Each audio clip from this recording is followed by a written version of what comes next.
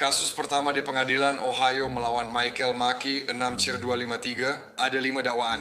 4 dakwaan pembunuhan berat, kejahatan tidak terklasifikasi, dan 1 dakwaan perampokan berat, kejahatan tingkat 1.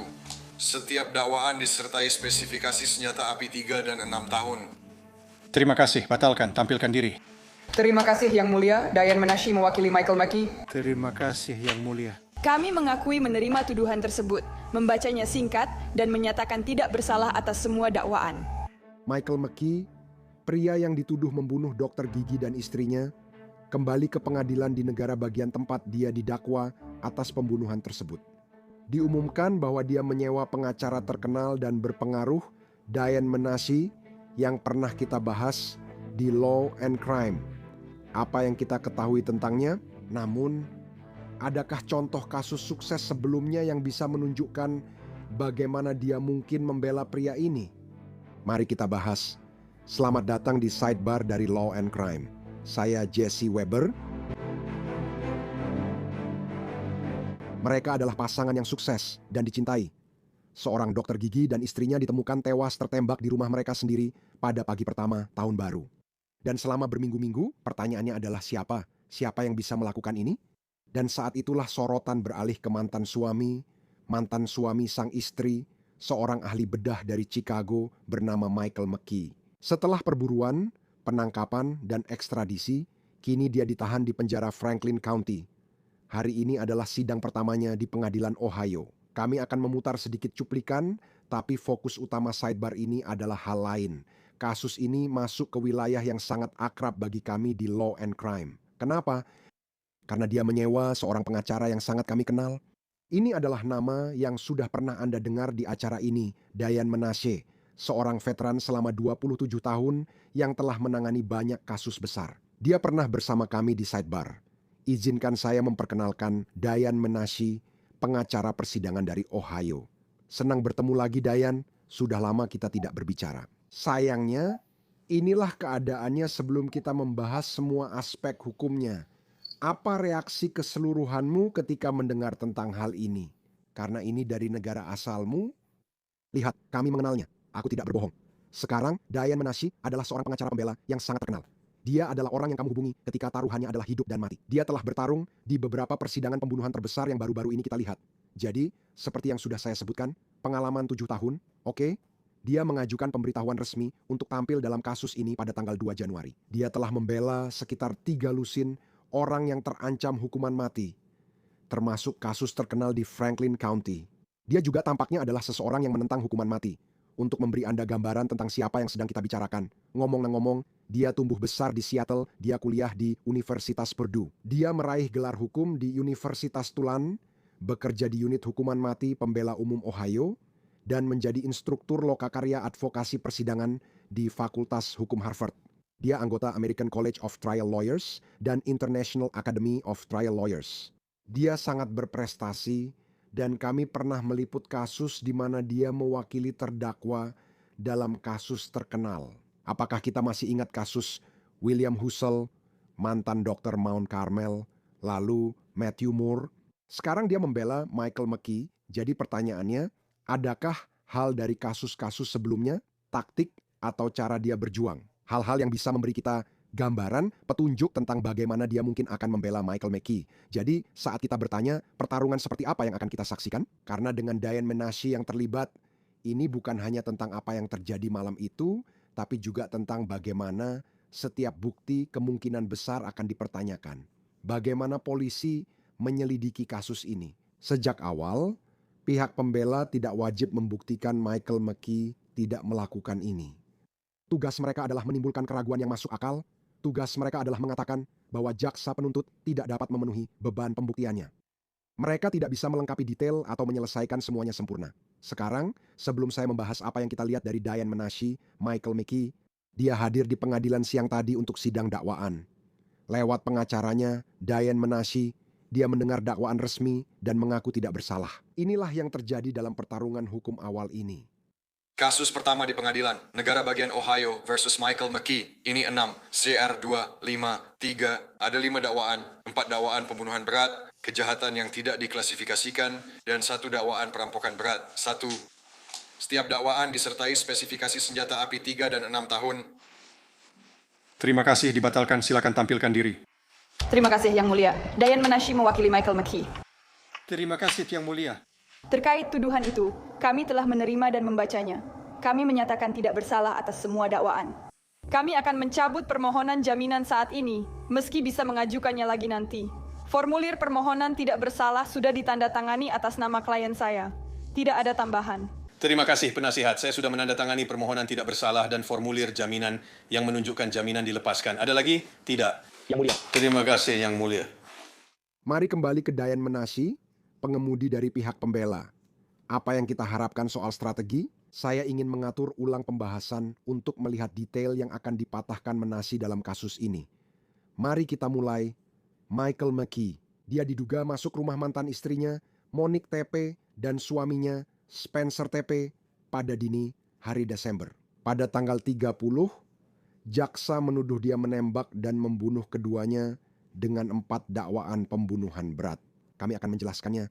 2 dakwaan karena diduga membunuh dengan perencanaan dan desain sebelumnya, berbicara tentang pembunuhan berencana, dan 2 dakwaan karena diduga membunuh saat melakukan perampokan berat. Ini semacam aturan pembunuhan dalam tindak pidana berat. Jadi ada 2 teori berbeda untuk menjeratnya. Ada juga spesifikasi utama dalam kasus ini bahwa sebuah peredam, sebuah supresor digunakan. Jika tuduhannya benar, ini bukan kekerasan acak. Michael McKee dan Monique TP punya masalah hama, lalu bertemu dan menikah Agustus 2015. Pernikahan itu hanya sampai Maret 2016. 7 bulan kemudian, Monique menggugat cerai karena ketidakcocokan, sementara McKee menyelesaikan residensi medis di Virginia. Perceraian pun selesai.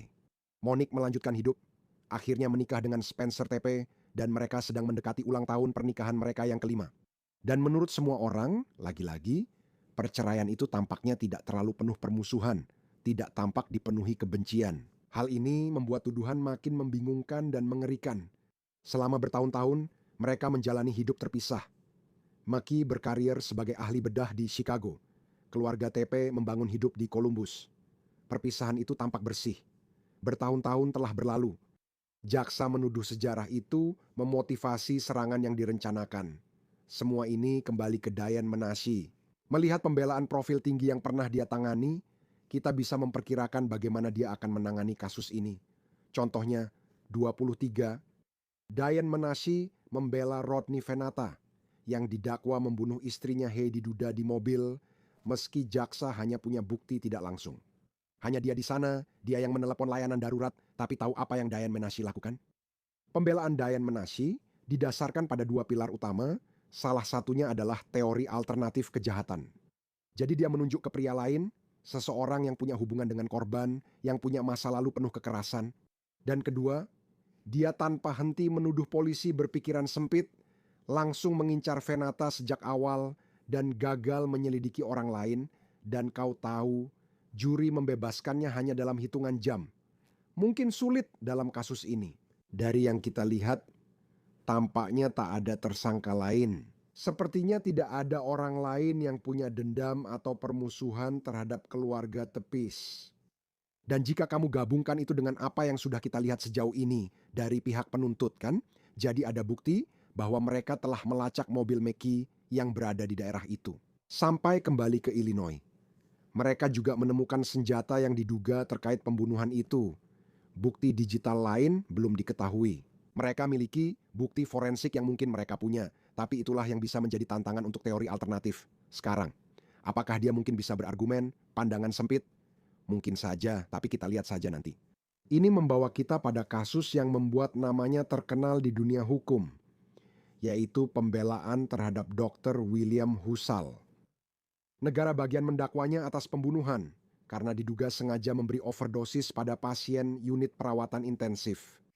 Diane Menashe dan tim pembela fokus pada sebab akibat dan keraguan yang masuk akal, berargumen pasien meninggal karena penyakit parah, bukan obat-obatan.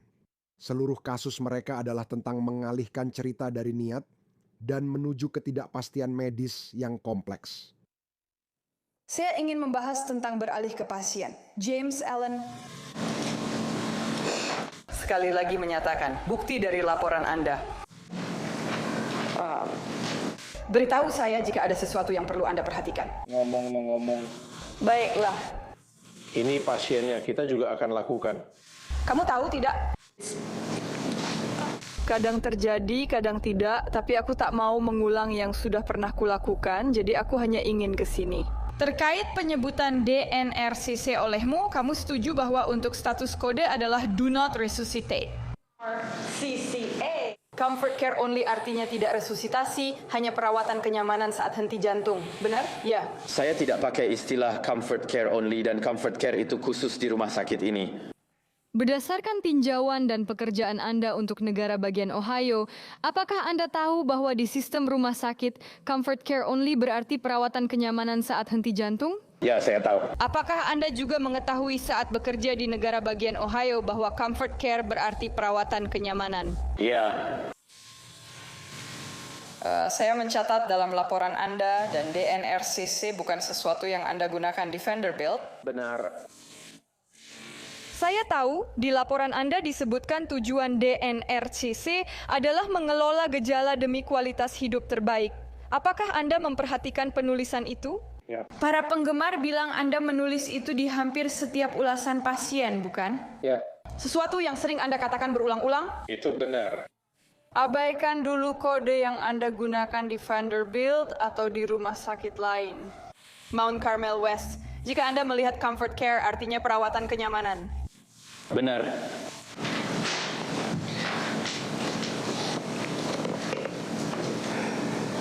Juga, saya ingin berbicara dengan Anda tentang kalimat ini di sini saat Anda mengatakannya. Tuan Allen tetap stabil di unit perawatan intensif dan tubuhnya menerima perawatan yang diberikan sampai kematiannya. Apakah Anda melihat angka itu? 7? Ya, saya melihatnya. Baik, seperti yang Anda ingat dari peninjauan catatan medis, Tuan Allen mengalami kegagalan 4 organ. Benar. Benar. Dia pakai vasopressor kan, juga pakai ventilator.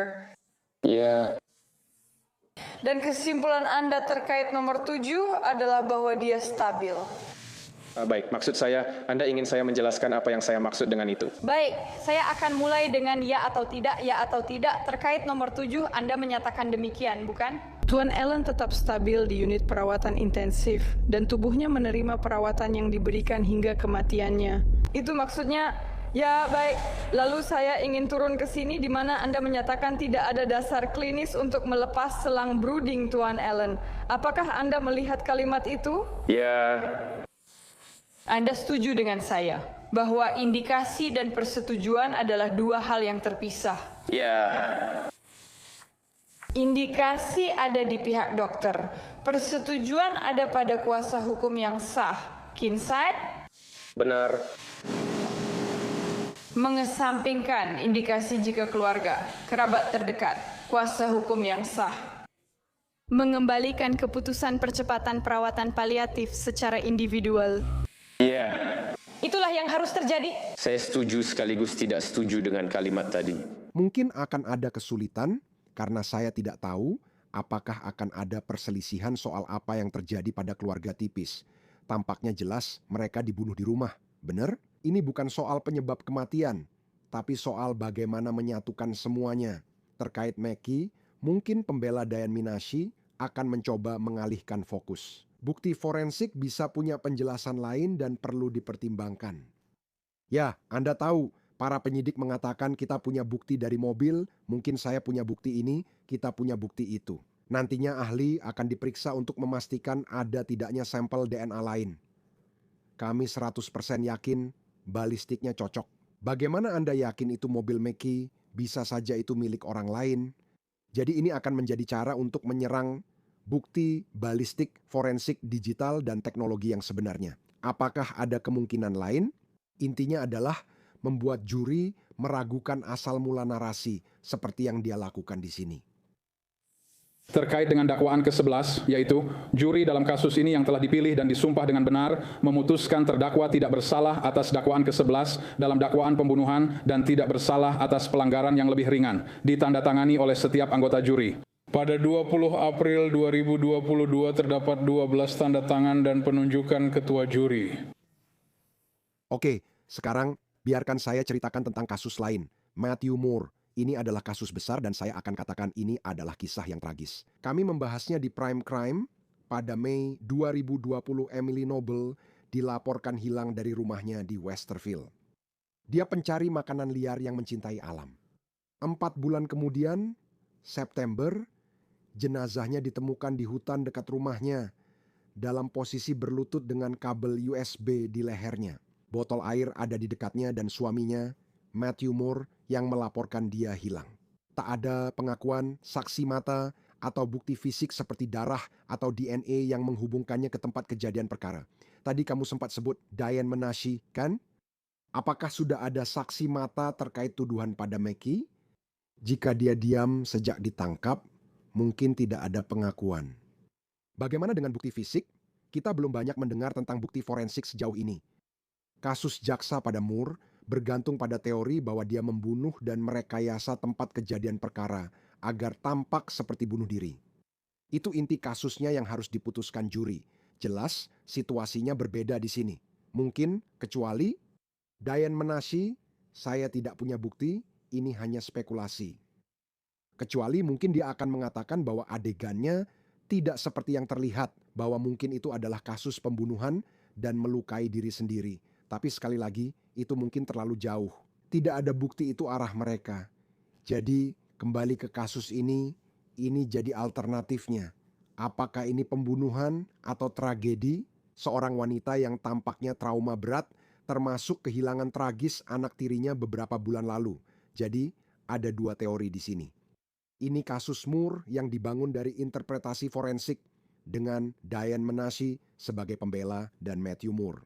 Oke, pembelaan Diane Menashe dibangun dengan menciptakan alternatif yang masuk akal terhadap pembunuhan, berfokus pada para ahli yang bersaksi bahwa luka-luka tersebut bisa saja konsisten dengan Noble yang bertanggung jawab atas kematiannya sendiri.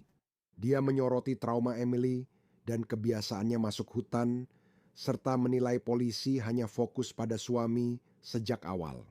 Anda bisa mendengar strateginya di pernyataan pembukaannya. Kami berharap Dr. Smoke menjelaskan bahwa berdasarkan tempat kejadian perkara luka dan pendapatnya, ini adalah bunuh diri yang direkayasa agar tampak seperti bunuh diri. Jika Anda membaca akhir buku itu dan melihat foto-fotonya serta melihat Nona Noble seperti keadaannya, Anda mungkin berpikir satu hal. Tapi saat Anda mendengar tentang tokohnya, melihat garis waktu, luka-luka, dan semua kesaksiannya, akhir ceritanya tidak seperti yang terlihat, sebenarnya jauh lebih rumit dan nyata. Hadirin sekalian, kami memang mengharapkan itu. Anda juga akan mendengar selama kesaksian bahwa Tuan Moore sejak awal berusaha mengendalikan situasi yang terus ia atur. Adegan ini selain adegan fisik yang Anda lihat atau akan lihat berlangsung di hutan itu, dan kami berharap Anda akan mendengar selama kesaksian bahwa tuan korban tersebut adalah very important time frame in this case. That's antara pukul 1 dan 4 pagi. Dia mengirim pesan kepada teman-temannya menyatakan bahwa dia minum pil tidur dan kemungkinan besar akan tidur lagi. Kami yakin bukti akan menunjukkan bahwa sejak awal Tuan Moore mengendalikan situasi dan mencoba mengatur apa yang nantinya akan ditemukan di hutan itu. Hal ini penting saat Anda percaya hari ini akan mendengar kesaksian Tuan Moore yang membandingkan pernyataan awalnya kepada penegak hukum tentang waktu dia bangun sekitar pukul 10 atau 11 pagi. Itu tidak sesuai dengan beberapa aktivitas di ponselnya. Menunjukkan bahwa dia sudah bangun jauh lebih awal dari itu, sekitar pukul 5:30 pagi, dan bahwa dia bahkan sudah bangun lebih awal lagi di pagi hari, sampai sekitar pukul 4 pagi. Kami berharap saat Anda mendengar kesaksiannya, Anda akan melihat perbedaan besar dalam rentang waktunya. Anda akan mendengar sebagian dari itu hari ini ketika Anda mendengar pernyataan awal, serta saat melihat forensik ponsel. Hadirin sekalian, kami berharap Anda akan mengetahui selama kesaksian bahwa itu bukanlah segalanya. Terdakwa mengirim pesan teks kepada Emily tepat sebelum tengah hari pada malam sebelumnya. Yang ke-25 memakai aplikasi Find My iPhone, yaitu aplikasi untuk melacak lokasi ponsel orang lain. Dan dia melakukan itu sekitar tengah hari pada tanggal 25. Bukannya meninggalkan ruangan atau menemui tetangganya, Noble tetap di sana. Kami berharap Anda mendengar kesaksian bahwa butuh setidaknya 6 jam setelah itu sebelum Tuan akhirnya menelepon dan berkata, "Istri saya hilang."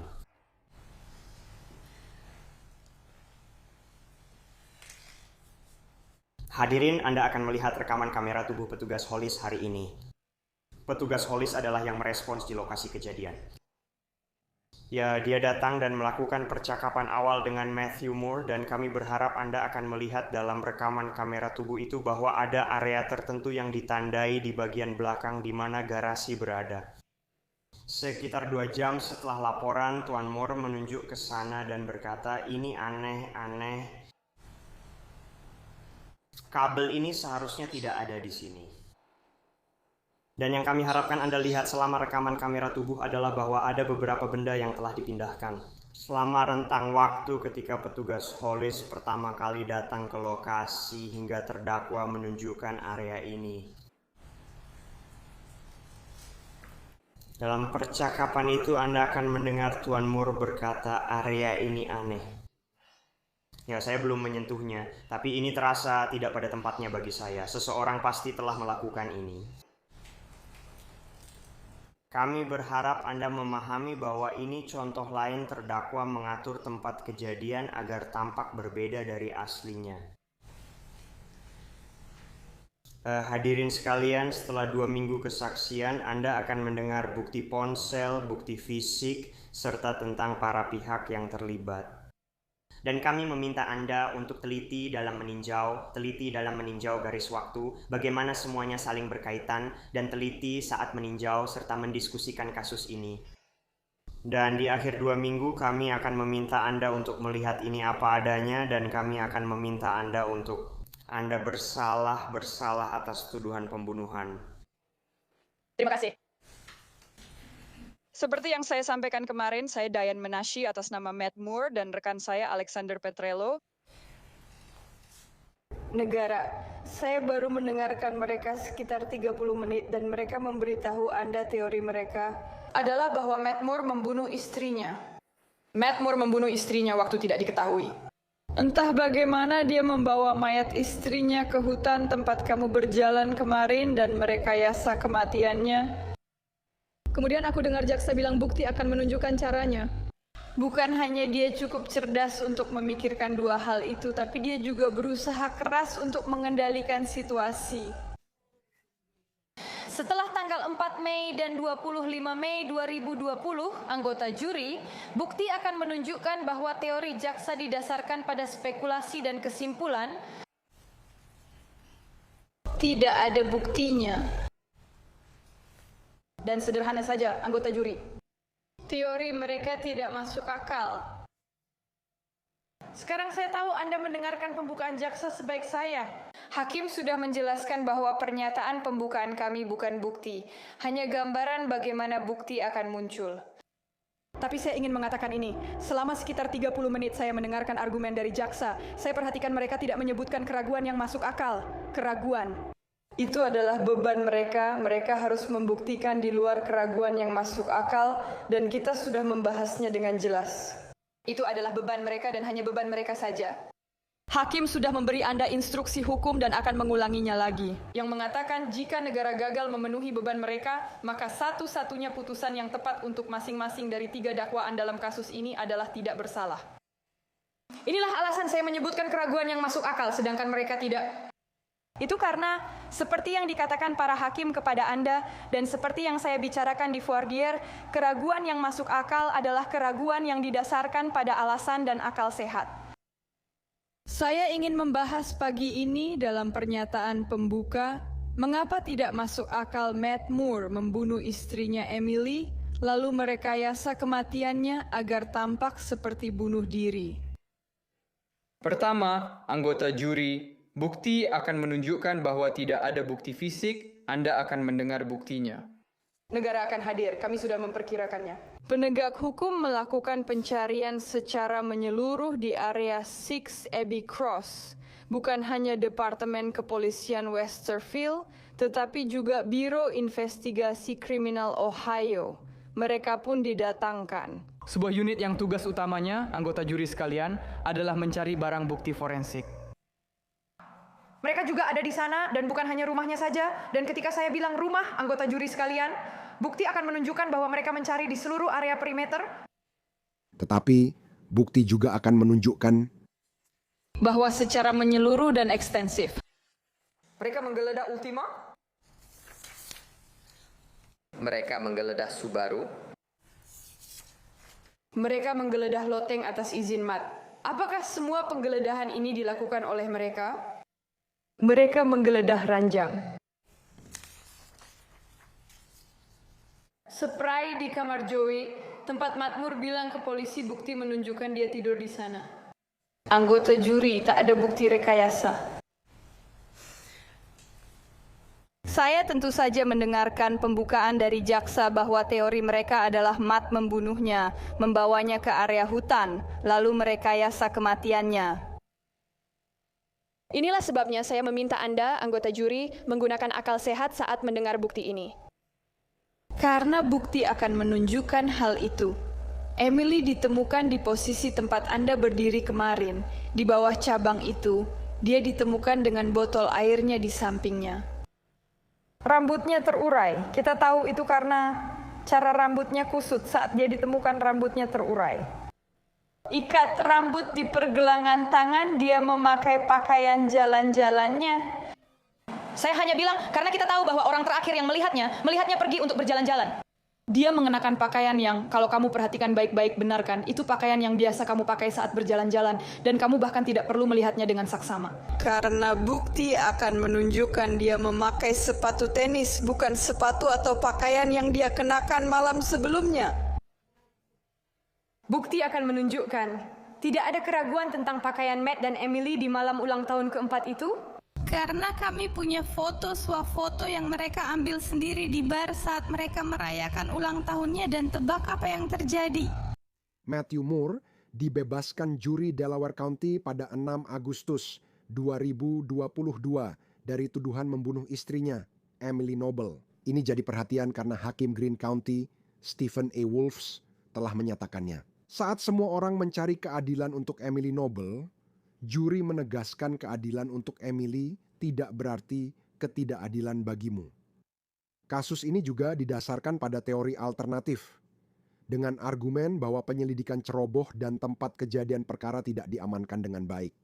Itu makanan sehari-hari pengacara pembela. Kamu selalu mempertanyakan setiap aspek penyelidikan. Jika ada bagian yang tampak kurang bisa dipercaya, itu jadi celah bagi keraguan yang wajar. Sekarang, apa yang akan kita lihat dalam kasus Michael McKee jika akhirnya dibawa ke pengadilan? Saya tidak tahu, tapi ini semacam pratinjau tentang Diane Minashi, apa yang pernah dia lakukan di masa lalu. Dia memiliki rekam jejak yang sukses dalam kasus-kasus profil tinggi. Kita akan lihat nanti, dan itu saja yang bisa kami sampaikan untuk Anda saat ini di Sidebar. Terima kasih banyak sudah bergabung bersama kami, dan seperti biasa, silakan berlangganan di YouTube, Apple Podcasts, Spotify, atau dimanapun Anda mendapatkan podcast Anda. Kami juga ada di Peacock, milik National Broadcasting Company. Semoga Anda bisa menonton kami di sana juga. Jika Anda ingin mengikuti saya di Instagram, saya punya acara News Nation, Jesse Weber Live. Saya harap Anda bisa menontonnya juga. Sampai jumpa di lain waktu semuanya.